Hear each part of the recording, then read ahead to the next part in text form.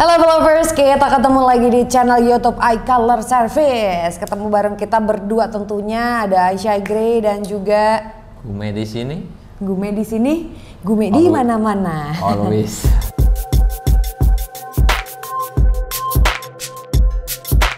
Selalu ya Gume meja di sini. Terus. Di meja terus, betah banget ya di sini. Kadang-kadang tuh nggak pulang seminggu dicariin sama istrinya ya kan. Nah akhir-akhir ini nih ya lovers, udah mulai banyak nih iPhone terbaru yang masuk ke meja service ya kan. Nah kalau misalkan kemarin masih banyak nih iPhone 6 masih banyak, iPhone 10 biasanya ya atau iPhone 7 gitu ya. Nah kayak di sini nih ini ada iPhone 11 Pro yang punya masalah restart katanya. Betul. Nah restart tuh maksudnya suka tiba-tiba restart sendiri atau gimana? Restart itu kadang ada yang nggak bisa masuk menu ya kan, jadi cuma logo Apple mati, dan biasanya nih ya kalau di restore itu dia error mengeluarkan kode error 4013. 4013 itu ini mah masih ini ya, ada kemungkinan gitu kan. Kebanyakan sih dia di sensor, di fleksibel. Kalau di baterai sih jarang gitu kan. Oke. Nah, gimana ya kalau untuk 4013 itu paling mentoknya itu ya bener-bener CPU yang udah banyak yang konslet di dalamnya. Oke, kebanyakan seperti itu. Tapi untuk make sure kita bongkar dulu. Bongkar, Gaskeun. gaskeun. Nah ini iPhone 11 Pro ya yang restart itu yang nggak bisa masuk menu ya. Kita coba bongkar dulu.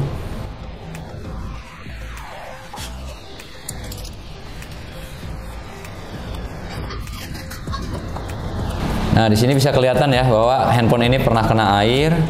Di sini ada indikator airnya nih. Nah kenapa saya curiga ke bagian sensor atas, karena sensor atas ini sangat sensitif banget kalau kena air, apalagi sering banget terjadinya korosi, jadi mengakibatkan handphone ini boot loop ya kalau bisa dibilang itu. Karena model sekarang itu bila mana ada bermasalah di bagian sensor, si CPU ini ngedetek bahwa handphone ini nggak bakalan bisa masuk menu.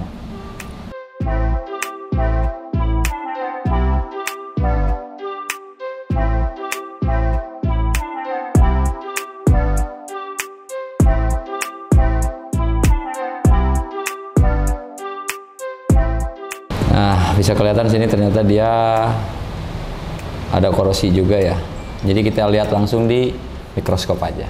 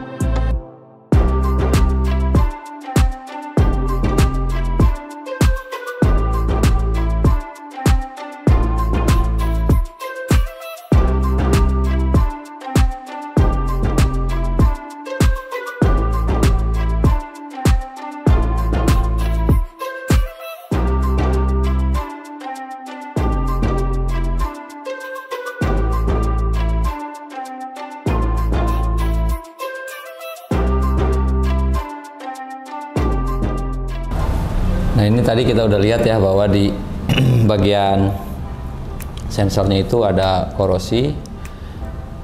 Kita bersihkan, kita angkat dulu si IC-nya, baru kita kasih kaki baru lagi supaya kaki semuanya nempel. Tapi kita tes dulu ya di LCD selain pasang, gimana hasilnya.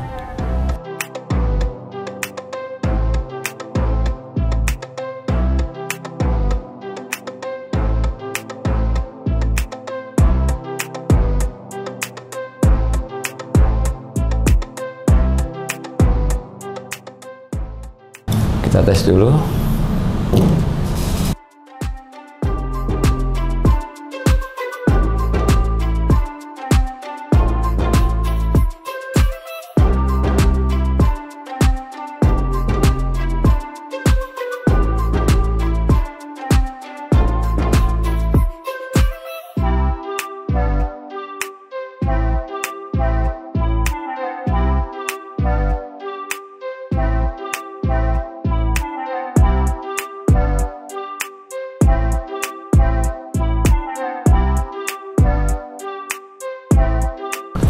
Ini udah nyala ya, jadi kerusakannya udah jelas, dia ada di bagian sensor atas itu ya. Jadi kita tes semuanya dari segi lampu ya, terus dari segi kamera, apakah dia berfungsi dengan normal atau tidak.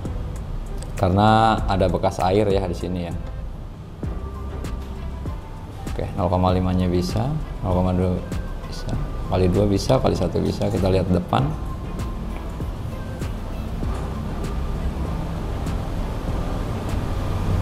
Oke, depannya bisa ya.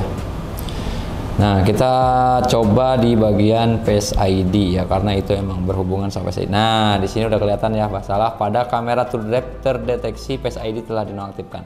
Jadi emang ada problem di sini ya. Di sini ini kayaknya sih terendam air kayaknya sini. Sampai ke bawah soalnya ini basah banget nih, sampai merah sini. Ini juga bisa dibenerin ya, tapi harus ganti fleksibel gitu. Tapi kita konfirmasi dulu ke usernya. Yang penting handphone ini udah nyala, cuman bagian Face ID nya aja. Dari suara juga dia agak sedikit problem ya, karena ada berhubungan di bagian konektor sini. Karena di sini juga ada korosi, nanti konfirmasi juga sama usernya untuk penggantian bagian di fleksibel juga. Oke, dengan ini bahwa si iPhone 11 Pro Max ini bermasalah di bagian sensor atas yang korosi sudah selesai dan handphone ini sudah nyala ya. Cuman ada beberapa yang nggak normal seperti Face ID nggak bisa berfungsi, sama suara karena bagian fleksibel itu korosi. Karena di fleksibel 11 seri 11 Pro itu ada IC di fleksibel. Jadi nanti konfirmasi dulu untuk ke usernya sekalian. Oke, thank you.